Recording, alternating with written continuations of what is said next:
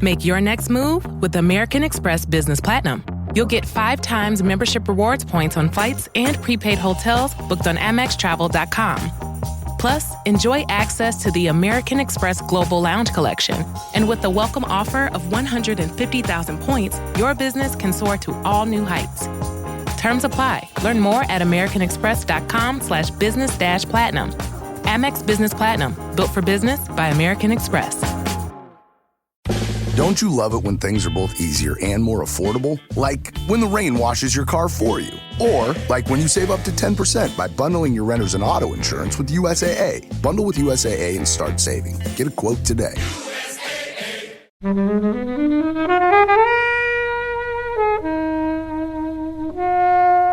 It's very just breezy and lightweight, but great at doing that. And I think it also has a bit of heart to it. You know, the moment where Jimmy Logan character is watching his daughter sing Take Me Home Country Roads is just really beautifully shot. Just him in the kind of silhouette at the back is just a really nice moment. So I think it's got enough heart to it that it doesn't feel like a complete popcorn confection. I know Tim very well, and the fact that if you need a film to sort of sum him up with his love of heists and fun and japes and trickery, this is it. And silly accents. Hey everyone, joining Flixwatcher today, we have Tim. Hello. We have Jack. Hello. We have Matt. Hello. And we have Kobe. Howdy. And we're here today to talk about Logan Lucky. Thank you as always to the mighty people for their mighty tunes, and thanks to Ben from Rockwood Audio for editing this podcast. Please do remember, guys, to head over to Spotify and Apple Podcasts and give us a 5-star rating and a glowing review. If you want to join the conversation or get in touch with us, we are at Flixwatcher on Instagram or on Twitter at FlixWatcherPod.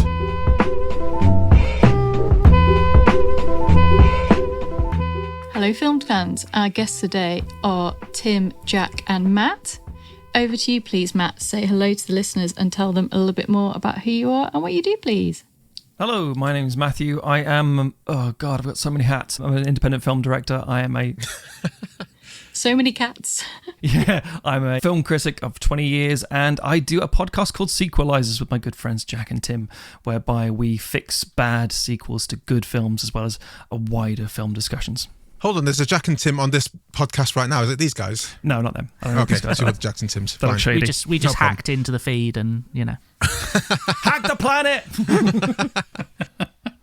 Go on then, Jack. You tell us about your experience with Sequelisers. I am actually the Jack from Sequelisers Oh. to the listener's disappointment. I'm sorry. Yeah, I've been doing Sequelisers with these guys for like 7-8 years now. We have our anniversary coming up in every year in May, and it feels like we've been doing this for a very long time, but we still have so much to cover because there are an indescribable amount of terrible movie sequels. And as Matt said, we kind of go through and discuss general stuff as well in between our seasons, but the main season kind of focuses on rewriting, recasting, repitching, and all that fun stuff, and taking bad movie sequels. And each one of us will basically take it in turn, and then the other two will come and with some constructive criticism and thoughts and ideas and all that kind of stuff. What I really, really enjoy is that the other two go in completely blind about the pitch. So if I've written a version of a sequel, Matt and Tim have no idea what I've done until they start reading. Like, oh my God, you picked that director? Why are you casting this guy? Are you crazy? Oh, that's not a bad idea, actually. That kind of stuff. I always love those reactions. They're always very, very fun. So in the world of mega franchises, I guess, ultra franchises, where there's not just one sequel, there's a plethora. How much is a plethora? Anyway, how do you evaluate what's sequel-worthy discussion? I think there's a combination of things. One is that we're very much beholden to the people, the good supporters on Patreon, because sometimes we have a certain tier who get to vote for things, and we have to have a debate with them about, no, that's actually a good film. We're not covering that. Or alternatively, nobody's heard of this film, but fine, we'll talk about it. But the truth is, we have a lot of pre-season discussions and debates about where to rank and make the season nice and balanced for different genres. So rather than being all horror, all comedy, or something like that, it has a bit of a medley of all different things. So one season you can have Psycho, and people then say, there's a Psycho 2. It's like, there are many Psycho films. A lot of them. And I know this is a sore subject on this podcast, but Grease has a sequel. We're not going to talk about that. From Verbal Diorama. Yeah, Grease 2, which I know has been praised on this podcast in the past. It's a splendid film. Don't you start, Cody. Dealing with them is mouth. bad enough. It comes up more than you think, mentions of it. People... Seriously. Yeah. I mean, yeah. Luckily, I don't think it's on Netflix, so I think we're safe for now. For now. You haven't seen it though, Helen. I'm safe for now. You're not yet a cool rider, Helen, but you will be one day. Reproduction. Anyway, so Tim. I'm Tim. I sequelize along with these guys, and yeah, this is my pick this time, Logan Lucky, which I am a big Steven Soderbergh fan. I'm a big fan of the heist genre, and so I thought this was an excellent choice that combined both of those, as he's done several times in the past. And yeah, it's one of those films that I'm always happy to chat about, because I think it's a little bit underseen for a film that has this stacked cast, and it's just generally so fun to watch. Just before we go into the synopsis, was Steven Soderbergh doing his hiatus thing at the time? This was the film that brought him out of retirement, so to speak. Right. Which I think lasted 4 years, 5 years. I think it was. I think wasn't very long. Behind the Candelabra was his last one, and then he did this, and it was written by his wife under a pseudonym. And the part of the reason that she used a pseudonym is because they didn't want it to appear like he'd just come out of retirement just to make his wife's film. But obviously, he's him being in retirement is sort of always. It's a bit like Miyazaki always going like, it's my last film until I get another idea, and then that'll be my last film. Nobody retires from film unless you're retired because you've done something terrible or you're dead.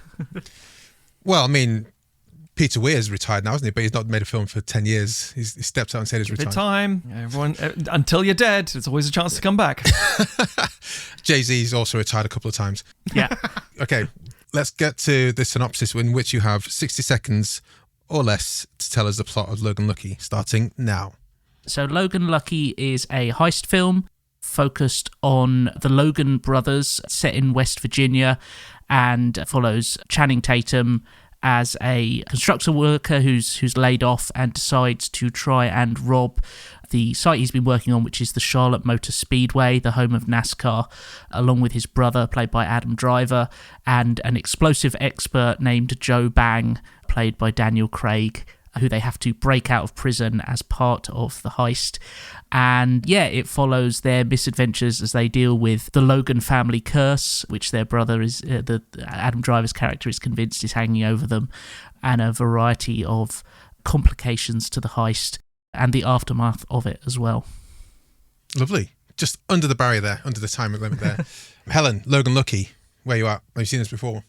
I have seen this before. People may be aware I am a fan of Adam Driver, and therefore I was very keen to tick this off my list. I didn't see it when it came out. It's one of those ones that just kind of passed me by, and the title, I didn't really know what was going on. And NASCAR racing, like, ugh. So my fault for sleeping on it, because But you're a fan of Final Destination. There's NASCAR in that, isn't there? Yeah, but like they crash in gruesome ways. There's no like... I'm happy if things blow up in cars, but I'm not... Racing in films is not top of my genres. But yeah, this just reminds me of like Steven Soderbergh making fun films that are just really, really fun. Everyone's having a good time. You've got a character called Joe Bang. You've got Daniel Craig doing a funny accent. You've got a gummy bear explosion. You've got just a super cast, like Hilary Swank's in it. Like she turns up like halfway through the film and you're like... Not even halfway. Oh, she's just appeared. Yeah, it's like the back 20% she's in, basically. Yeah. But there's another film after there's almost like another film after like the main heist thing. So you're kind of nearly getting two films in one. And yeah, it's just really funny. It's got like some silly lines in it. And yeah, there's software is what I call my food, was a line that I particularly liked. It's just really silly and fun and light and breezy, and no one dies in it. It's great. So yeah, I'm a big fan of this one. Don't underestimate Macon Blair as well. He was always someone I like seeing. My boy, yes. Coming into films alongside Hilary Swank, the other FBI agent. It was always that person I was like, I know that guy. Until like, it was like, oh yeah, it's him. And then I forget about him, and then it's him again. I'm like, yes. So Macon Blair is one of these people I love seeing on screen. He always does great stuff, but it's good to see him in that back 25% of the film. I don't know. Let's go to Matt. Throw it to Matt. What are your thoughts on this? Have you seen this before? Yeah, I've seen it before. I own it on Blu-ray. I'm kind of okay. So this is a regular running joke with the show. Matt, we're not going to ask you. Matt saw it in the cinema. That's almost a guarantee for every movie you could ever think of. Matt saw it in the cinema. If it came out in Matt's lifetime, he probably saw it in the cinema. Yeah, I'm very much a cinephile, and as a critic, I will go and review things. I saw Logan Lucky in an unfortunately nearly empty cinema because... Right. Again, it's an odd title. It puts people off, and Soderbergh is a weird one where among film fans he has a draw. He pulls you in like, oh my god, this is going to be an experience. But for general mainstream audiences, that doesn't mean much. It doesn't carry that same sort of weight. And in 2017, we're in a weird Bond phase with Craig, and he's desperate to do something unique and interesting and entertaining, and he's done it really well here, and I love it. So, but I also know Tim. I know Tim very well, and the fact that if you need a film to sort of sum him up with his love of heists and fun and japes and trickery, this is it. And silly accents. Well, I mean, let's just touch on Soderbergh, because this guy is, I asked about when he went on his hiatus stroke retirement, which is nonsense, because he's got a lot more to give. I mean, maybe not. Did he direct Magic Mike, that last one? Not the most recent one, but one. Okay. But looking at his back catalogue, I know obviously Contagion became a hit during the pandemic, but Shay Part 1 and 2, Ocean's films, fucking hell, guys. Out of Sight. I mean, so that means we've had him on here before. He does a lot of films, it doesn't really have a natural style to him. It's a very interesting director because you can't just say, oh, it's a Soderbergh film, I'll love it, even though I just said literally the same thing, because you do end up with things like The Good German and The Laundromat, where you go, I don't really know what you were trying to do with this, but he will always give you something interesting, something engaging, something you'll look at and go, well, that made me think. Like like Traffic, for example. Traffic is a prime example. Aaron Brockovich was fun. Even like his remake of Solaris, as much as that was a terrible idea, has a lot of interesting talking points. So he brings interesting things. That's the thing. I think there's a lot of flack because Solaris is iconic Russian cinema, and it's like this version isn't necessarily bad. It's just a choice, and therefore you can't literally say here's the iconic, idiosyncratic things that make it a Soderbergh film, other than he wants to tell a story in his own way. Yeah, I think that's part of the reason that it's sort of hard to market his films, is because he does such a wide variety of like topics and tones and things like that, is that, he can do something like an Ocean's film or a Magic Mike where it's this huge like crowd pleaser and everyone can go and see it, and then he'll do something like The Girlfriend Experience, or something like No Sudden Move, that are these very sort of, you've got to have a particular interest in going to see it to really check it out. I mean, he started with it wasn't Sequelisers. Sequelisers and Fidget, it wasn't his first one, but it's one that definitely put him on the mark to say that he can do these off-kilter films. So that was always in him. But then, like I say, you got the off-kilter Traffic, Girlfriend Experience, through to big, bombastic, all-star studded. Well, this is probably one of those as well. And when you talk about heist films, although I'm not that big a fan of them, the Ocean's films always come people do talk about them as like A++ heist films. I think it's best examples of it, but when you got Brad Pitt and Clooney on the same page, on the same film, then it's always going to be part of the conversation, right? Yeah, I love the Ocean's films. Maybe not the bad ones, but yeah. They're still fun. Even Ocean's 12, which is a bad film that we've covered on a podcast, they still have a sheen and a sleekness to them that I think is associated with Soderbergh. That might be something that he brings to it, that when he really wants to dial that up, he can. It's just fun. I mean, they're just fun films, which is weird because he does fun films like this, but then he also does a gritty story like Traffic. Yeah, exactly. Yeah. So, I mean, when do the direct comparison between this as a heist film and the Ocean's film, I much prefer this one. I don't know, Jack, am I wrong? No, I think this was not a pleasant surprise. Tim had recommended this film to me a couple of times before. Is this your first time watching it? It is, yeah. What? Yeah, watched it yesterday. At time of recording. And yeah, it's one of those things. I'm a big Adam Driver fan. I'm a big Daniel Craig fan. Channing Tatum is sometimes good, sometimes terrible. But yeah, it was like I had no idea what to expect going. I had no context of setting. I don't think if I had seen a trailer, I'd forgotten the trailer. Like, I knew nothing apart from Tim really likes it. Those two are brothers, and it's a heist film. I knew nothing else. And it was quite nice going in, and we've already kind of hinted at the star-studded cast, right? It was just like, oh, that guy's in it. Oh my God. When Jack Quaid and the other Gleason brothers show up, I'm like, oh my God. Jack Quaid was like, he's from The Boys, but this is before The Boys. Yeah. So why does that guy look like Donald Gleason? Oh, that's Donald Gleason's brother. That's Brendan Gleason's other son, who's also an actor. Like, it was crazy. Like Brian Gleason showing up, Sebastian Stan, Seth MacFarlane doing a weird British, like, rock star energy rock star drink knobhead, businessman dickhead. Yeah. It was like, that's probably his best performance actually for me. Yeah, it's simultaneously like the worst part of this film and the best Seth MacFarlane's ever been. Like, of all the people to play like a British businessman, you'd be like, yeah, we're gonna cast Seth MacFarlane. Like, what the hell kind of like casting idea is that? But it works with the silliness and chaos of this movie. Like, we opened with, there's an explosive expert called Joe Bang, played by Daniel Craig. It's like, for God's sake. With the sort of the trial run for his Benoit Blanc southern accent, isn't it just? And a bleach blonde hair.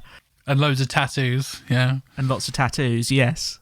When people were talking about talk about Knives Out, and a lot of the discourse was about his accent, I was like, guys, have you not seen Logan Lucky? Don't worry about it. Apparently not. No one's seen it. Yeah. It did not make much money at the box office. So I don't think many people did. I can't believe it did, because it's... Look, I mean, I'm just going to go down the list, the cast list, before settling on Daniel Craig. Channing Tatum, Adam Driver. So Adam Driver for me is like... Unfortunately, the best thing about Girls, I mean, I really love Girls, but it annoys me that him and Emma Moss Backrack are the two people that come out of Girls and done the most since, and that's depressing because Lena Dunham is a tour de force, and I look forward to whatever she does next. But Alison Williams has done a bit. I think she's probably done okay. But she did Get Out, really, and that's Megan last year as well. Oh, I haven't seen Megan, but yeah, so.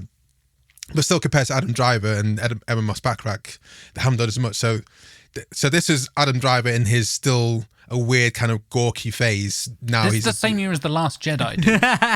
Yeah, but it's... He's but always been a little bit weird. This is his charm. Wet in the Force, like full-on Kylo Ren is wider than he is tall, Adam Driver. That's what this is. But this is the year that allowed him to be like, oh, this is a different guy. Because so me and Helen on the same pub quiz team, and the captain there is a guy called Captain Ben, who gave that thing, you do zeros across the board in this podcast.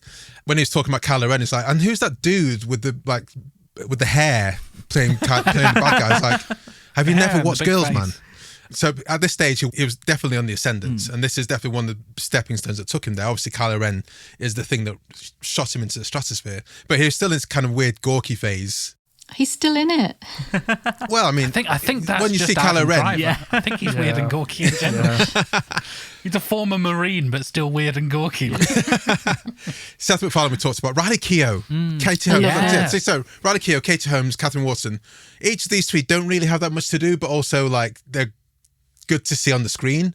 Catherine Watson is the most wasted, I think, as she just turns up as love interest and then gets a kiss again, which is, I felt sorry for her. Sebastian Stan, what was he doing at this time? Yeah. Obviously just waiting in this film. Jack Quaid, forget it. This cast it's stacked now, isn't it? But maybe it wasn't as stacked then. I think it's partly what I'm saying, but there's still some massive, gleaming, shining people. Like Katie Holmes was a big star at this point, but not really doing that much. She hadn't made many films. I think Soderbergh has the ability to draw in people not only because he is, I guess, an actor's director, where you want to work with him because he's going to give you something interesting to work with, a story you can have a lot of fun with and be creative with, whether that is something quite dark and detailed and you can dive into it as an actor, or just you can fart about on set and have a great time and it will somehow come out as a fairly solid movie. And this really shines here. And he has also, I think, much in the same way as a solid casting director, he's got a good eye for talent. So you will see people like, oh, I'm not sure who that was. I remember them in that film. And then you go back a few years later and go, oh my God, this cast is stacked. He has everybody here. It's because he has that clout that he can bring people in, and the kind of, from what I understand, set attitude of, we're going to make a fun movie, let's just go with it. And I think he also shoots notoriously fast. So, if you've got someone like Catherine Waterston, who is a little bit, wasted in this film, even though she's perfectly fine in it, but, she's got, 3 scenes in it? So she probably was only there for, 4 days or something and got to go home. Whereas in certain directors, you'd be like, okay, well, I'm only in this film for 12 minutes, but I've got to be on set for 3 weeks. Anything else, guys, want to say before we head to the scores? I mean, let's talk about the heistness of it. How good is it as a heist film before we get to the scores? I think it plays. There's some moments where you're like, if you stop and think about it too much, you're a little bit like, how did they know to do that?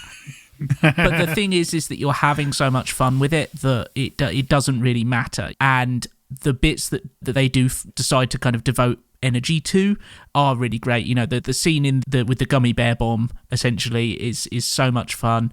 The prison sort of quote unquote riot that they use to break out Joe Bang. The Game of Thrones joke. I laughed out loud at that Game of Thrones joke. And it only gets funnier with every year that passes and that still not produced. Winds of Winter doesn't come out. Yeah. So yeah, I think that's brilliant. And yeah, I think it's very lightweight. You know, it's not really that you could say that there's a little bit to be said about kind of the American South and kind of poverty and class and stuff, and they're sort of referred to as sort of Robin Hood bandits a little bit, and as Ocean 7-Eleven. Quite funny that it references his own film in this. But it's very just breezy, I think Helen said, and lightweight, but great at doing that. And I think it also has a bit of heart to it. You know, the moment where Jimmy Logan, the Channing Tatum character, is watching his daughter sing Take Me Home Country Roads is just really beautifully shot. Just him in the kind of silhouette at the back is just a really nice moment. So I think it's got enough heart to it that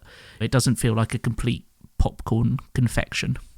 My favourite gag was the Joe Bang with the gummy bears and them in disbelief saying, you've just put gummy bears in there. And he goes and he does the formula on the wall and then they have to scrub it off at the end because obviously that directs to, I was just like, I was a former chemical engineer, I was like, that maths works out. It works.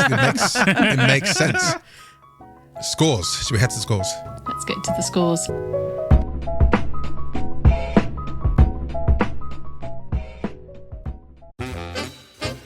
Love, exciting and new. Hello, Hannah Waddingham here. Have you seen the fabulous new Sun Princess? World-class entertainment, exceptional dining, and the greatest pizza ever. It's a love. Don't miss our Come Aboard sale with up to 40% off and free room upgrades. Visit princess.com or call your travel advisor to book. Princess Cruises. Terms and restrictions apply. Offer ends 2/28/25. Ships of Bermudan and British Registry.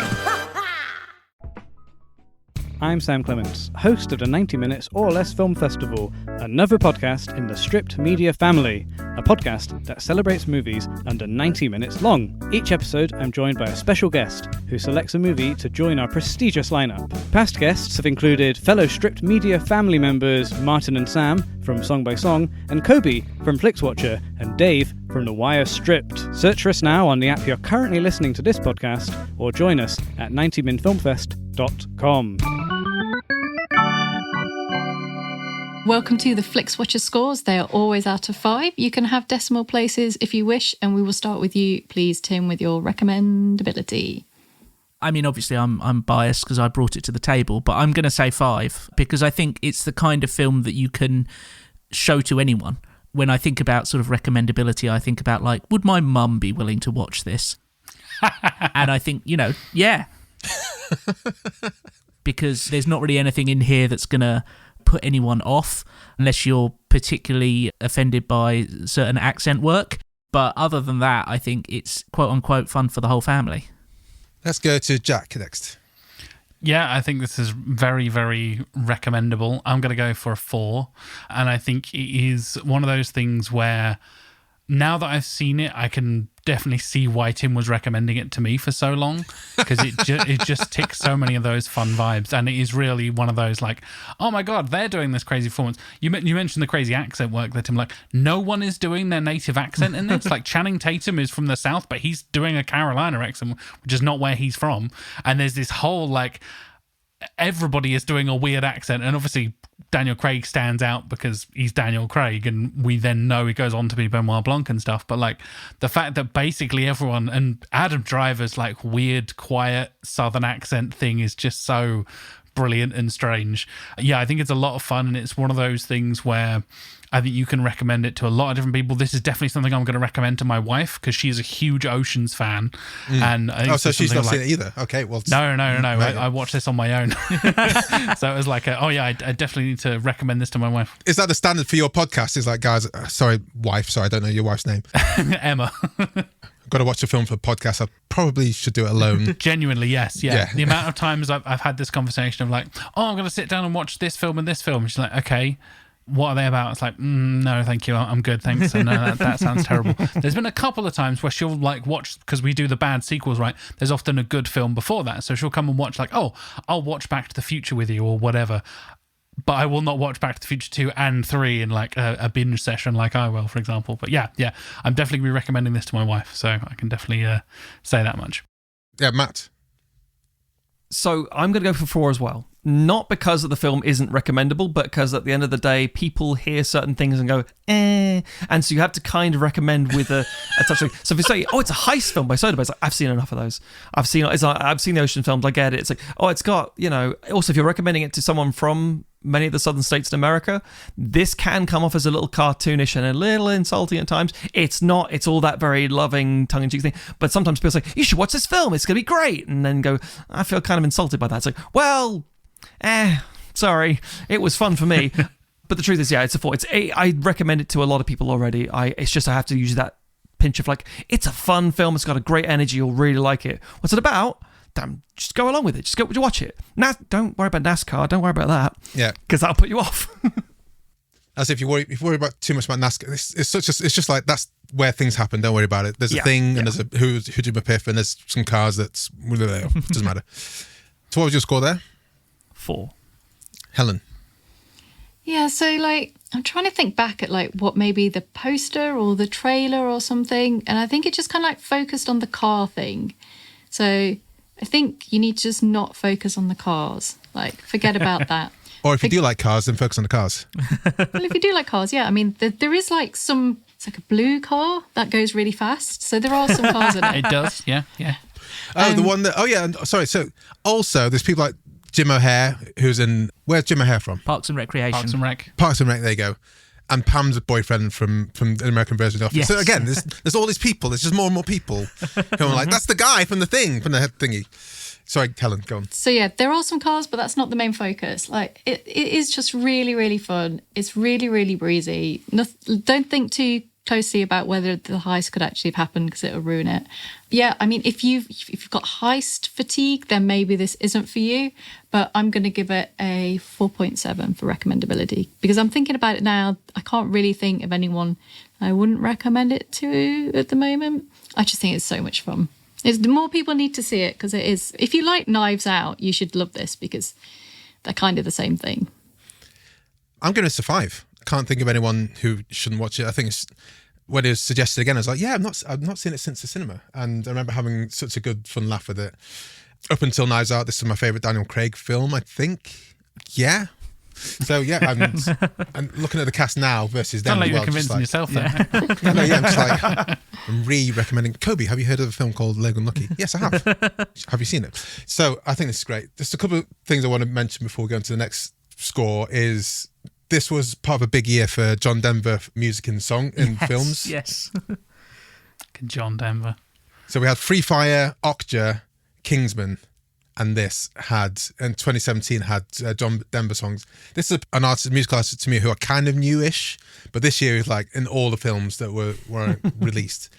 And obviously it's a big part of the film at one of the denouements because there's quite a few at the pageant. But yeah, just wanted to pull that out. And the second thing I wanted to call out is there tends to be in films where the Americans have a southern accent, there tends to be one word or two which sticks out. In Glass Onion, it was buttress. In this, it was cauliflower. And cauliflower. Yeah. And that's things like that just have me laughing. But anyway, yeah.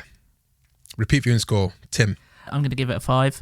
I think all heist films are really rewatchable because... If they hang together. Exactly. Yes. Assuming they're competently made, then watching them play out again and following, different parts of it and going like, okay, this is where that twist happens is really rewarding.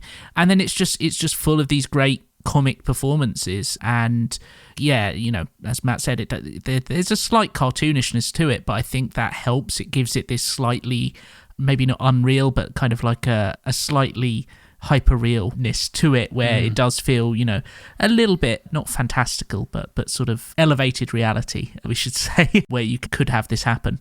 And heist films I have a slight, love for, and will rewatch just because the mechanics of seeing that kind of stuff play out is so entertaining. And I think there is you go in with these preconceptions of these very Southern fried characters, and there's a certain part of it where you're thinking, like, do these guys know what they're doing? And you get those moments like the Joe Bang thing where he's like, no, here's the chemistry, I'm going to explain it to you. And I think there's that kind of undermining your expectations is a lot of fun, and watching them actually be pretty competent at this when you're maybe expecting it to kind of go Coen Brothers direction and they all just end up in prison or dead or something is very pleasurable. They all get away with it, but a little bit less money than they think, but that's fine because everyone's happy at the end. Jack? I am going to go the big 5 as well. Yeah, I think this is very rewarding on a rewatch, like you said.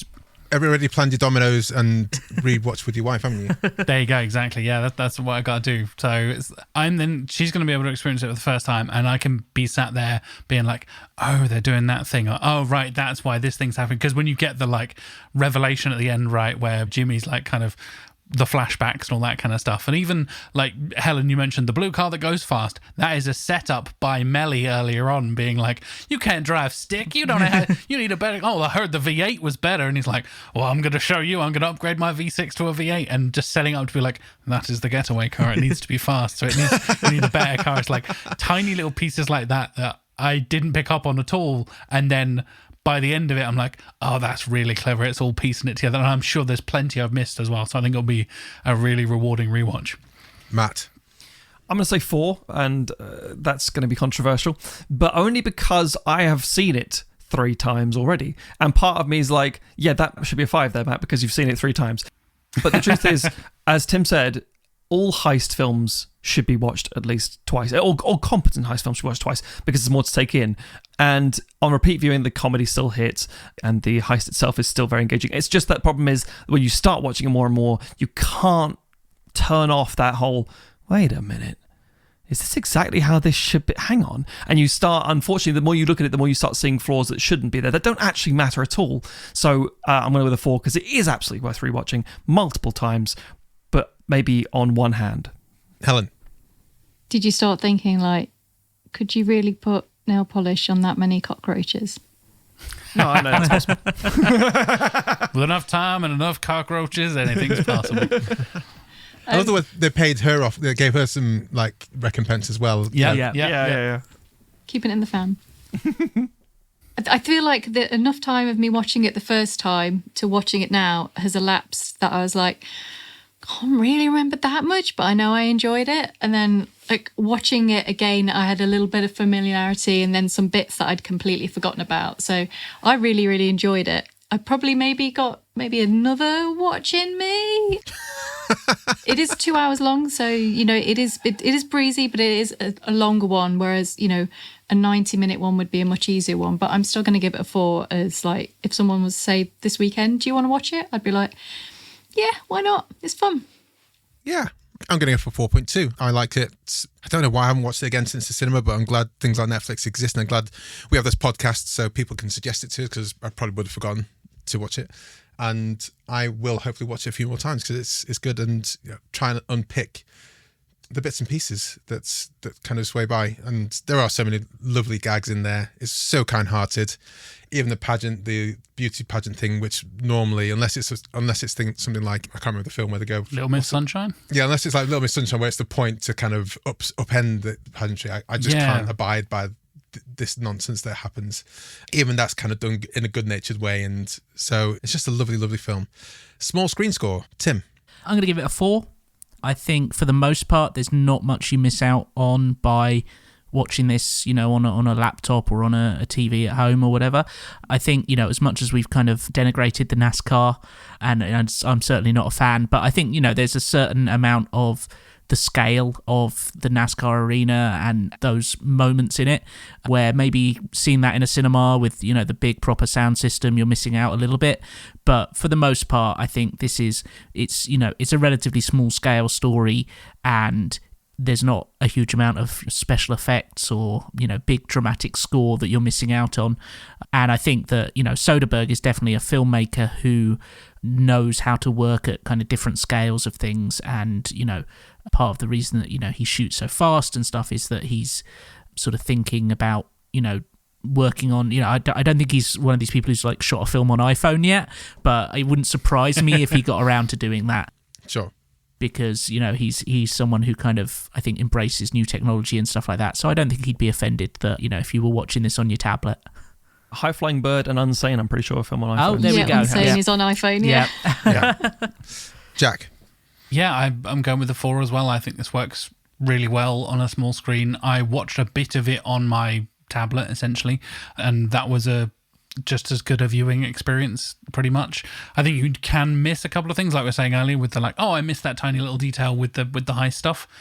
But again, the reward of the repeat viewing, they explain enough that it works, and I think you're totally right, Tim. There's no big visual particular spectacle. Even the explosions are fairly downplayed. One of them's just a little gas bomb type thing, right? There's no huge massive set pieces or pounding score or anything like that really needs to be a full cinema experience. So yeah, I'm going to go for a 4. I think it still works really, really well on the small screen. Matt? 3.5. Solely because I have seen this in the cinema, and there is something that is slightly lost on a smaller screen. Now, it's not much. It's if you hadn't seen this in the cinema, you wouldn't notice it. So you just don't get that full John Denver experience, man. Well, no, it's the big personalities on the big screen. You have this element of this very, as I mentioned, the sheen before, that has this big bombastic nature to it, and that comes across on a big sort of cinema scene. And also, I mentioned earlier the handful of people in the screen I was in, but that camaraderie of strangers laughing along has a bit of a different energy to it than watching it on your home on your own. But it does still translate well. As Tim said, I think you lose an exceptional amount, but it's an unfortunate thing that it probably deserves a re-release at some point so people can enjoy it in that way. Helen?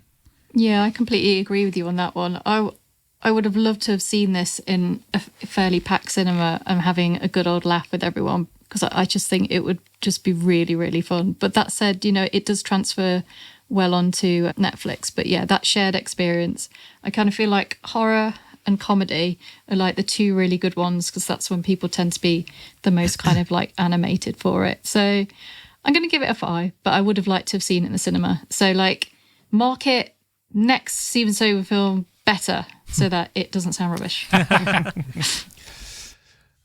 saw it in the cinema as well. I can't remember how many people were in there, but I remember enjoying it. But I did enjoy it equally as much. Well, I really enjoyed it at home as well. So 4.2 for that one. Engagement score. Tim?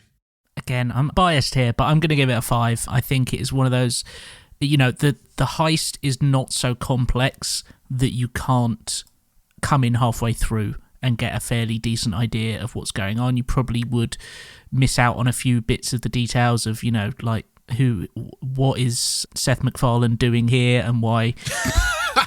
Why? I felt like that halfway through the film. I mean, yes, yeah. But I think there's so many kind of richly drawn characters, and it's just so engaging, moment to moment. It doesn't have big set pieces, but each scene is so just well done that I think it's very easy to get sucked into. And I think the only thing that maybe drags it down a little bit is that kind of almost like the epilogue with Hilary Swank's character. Don't forget Macon Blair. And Macon Blair, I do apologise. Where, you kind of, to a certain extent, you're like, okay, the film's kind of done now. The heist of it is over. Hurry up and give me my kind of little reveal at the end. But even that, I think that the performances are still great, and Soderbergh direction is terrific. So yeah, I think 5. I think if I came across this playing on TV when I was flicking around, I would absolutely drop what I was doing and be like, well, I guess I'm watching Logan Lucky. Jack? I'm going to go 4.5, and I totally agree with you, Tim. This is one of those, like, now that I've seen it once and I come in halfway through, I think it works really, really well. Like, I would be more than happy to just jump in and be like, oh, wow, yeah, I've forgotten how much fun this is or whatever. I found the beginning weirdly slow. Like, it really, because I had no idea, again, going in, it was going to be so incredibly southern that it really leans into, like, we're just hanging out in Virginia for half an hour, basically. I'm like, oh, okay, cool.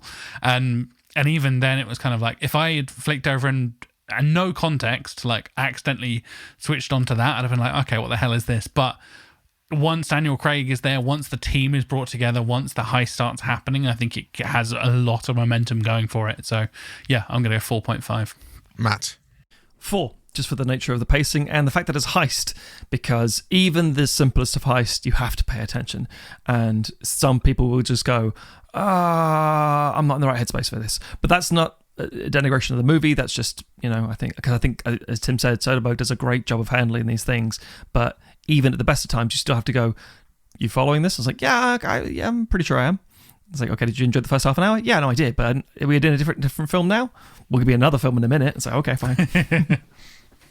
Helen? Yeah, I'm going to give it a 4 as well. I don't think it's like a particularly kind of like Inception level of like paying attention, but likewise you need to have a good level of paying attention, else you'll kind of miss the callbacks and little red herrings and everything. So yeah, 4 for fun. 4 for fun. I'm going to go for 5. Heist films, you need to lean forward. It wasn't hard to lean forward into this. Maybe subsequent watches it'll be less so, but this one again, because it had been 7 years at least since I watched it last. I'd pretty much forgotten a lot of the stuff that happened, so it was easy just to be like leaning forward into it. So that gives us an overall score of 4.40500. Hey, decent. So everyone, do follow us on Twitter if you want to be in contact with us in general. But also look out for when we ask you guys to give your opinion on the film. So look out for a tweet saying something similar to, we're reviewing Logan Lucky with the E.W. Charles, Doug's and Trivia Lad from Sequelisers. Sorry, I don't mind doing that for your names. E.W. Charles? What the hell was that? Come on, mate. Have you seen it? Tells your thoughts and your score out of 5 stars for an on-air shout-out on Flixwatcher. And we got one response for this one. This came to us from Lee Thomas at Lee Thomas5. Fun caper comedy with all the cast playing their part. The Game of Thrones prison standoff was one of my favourite scenes of that year. Daniel Craig doing an OTT accent? Yes, please. Top 5 Soderbergh for me. Excellent cameos as well. 4 stars. Splendid. Nice. Tim, can we let you sign off by telling everyone where we can find Sequelisers podcast, and we'll all say goodbye to the listeners? Yeah, you can find us on all of the good podcast platforms. Sequelisers with S's, not Z's, if you're an American.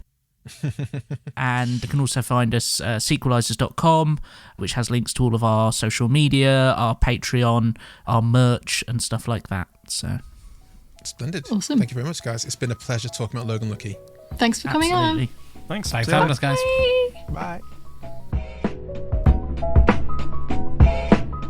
Enjoyed this episode of Flixwatcher podcast?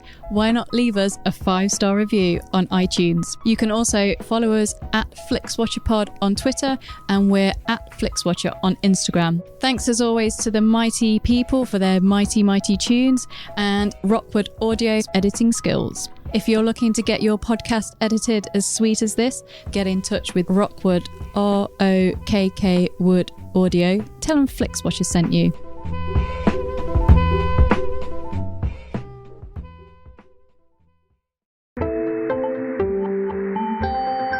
You just heard a Stripped Media production.